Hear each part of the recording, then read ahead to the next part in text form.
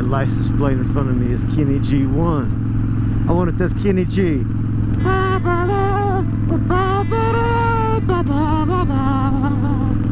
Might be something that is Kenny G in that truck. But like, Kenny! Holla at your boy! Tanya want to hear you in concert at the Casa. Kenny, holla at your boy.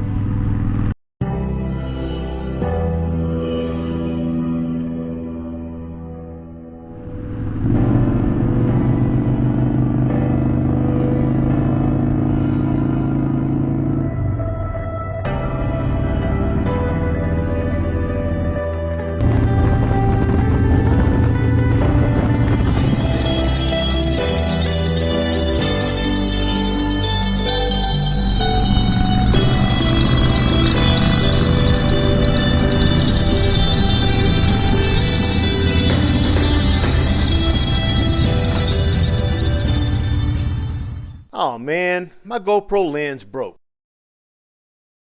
So my GoPro lens cover broke. This video will have a distortion in it.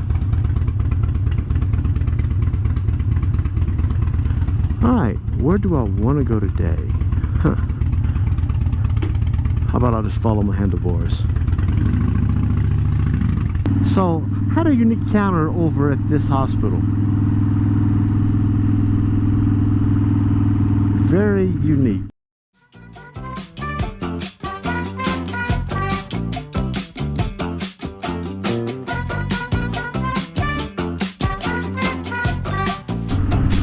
So Tweed Leaf, that's a bank that's been converted into a marijuana place. I mean, I don't know. It's crazy out here.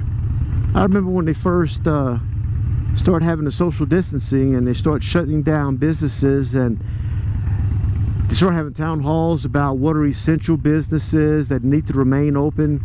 And so I listened to a town hall from the mayor of Denver, and folks were calling in, and this is how you can tell you're in a pretty wild state. When folks are calling in and saying, hey, is the liquor store considered an essential business? And I was floored by that. And then you got the calls, a lot of them, about, hey, marijuana dispensary, is that essential?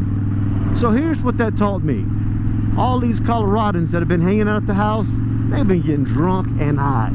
So when it is time for them to go back to work, they'll be moving in slow motion.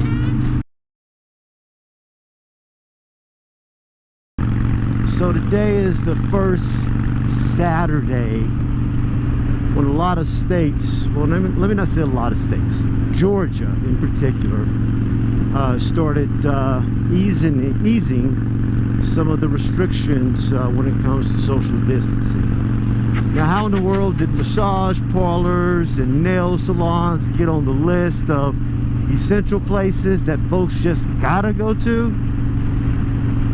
One word: money. All right, here's a bonus word. Two bonus words: influencers and lobbyists. And so, you know, it's unfortunate that if you've got enough money, or if your industry has enough money, they'll lobby for anything. I know I should drink milk, because it'll help me grow up big and strong. Presenting record pork, skewered pork kebabs, and America's cut pork chops. I was sitting back talking with one of my co-workers just this week, and asked him to finish the following sentence: milk does a body. Milk! It does the body good! And then asked him to finish: pork is the other. Pork, the other white meat. And he answered, milk does a body good. And he also answered, pork is the other white meat. Now, if you really do the analysis of that, you know that that comes from commercials. And if you look at the bottom of those commercials, the little fine print, you'll clearly see that the milk, dairy industry and the pork industry pay for those ads. So essentially they were influencing us with catchy jingles. And so nowadays I am much more conscious to the lobbyists, to those activities, organizations, foundations, etc., that are trying to influence because they have their own agendas that, quite frankly, may not be consistent with mine. Okay, we are coming up on the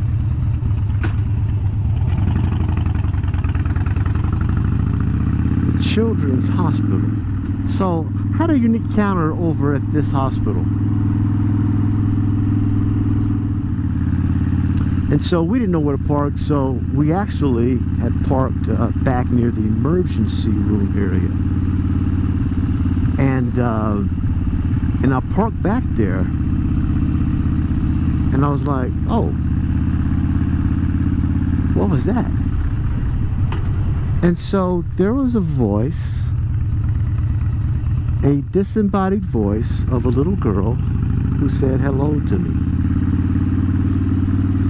right here on the back side of this hospital.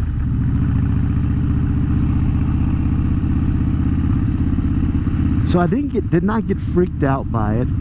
Oddly enough, I said hello back to the voice,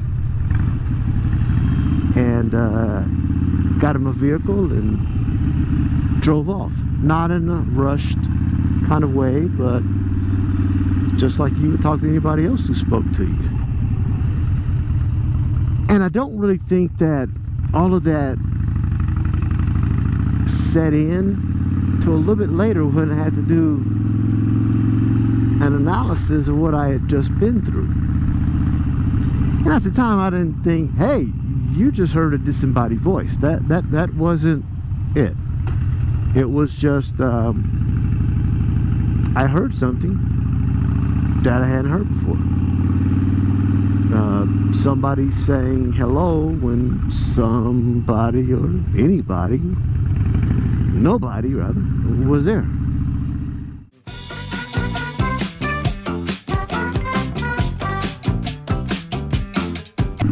So I guess referring to my other point, with all of these Coloradans being high and drunk, is it really safe for me to be riding right now?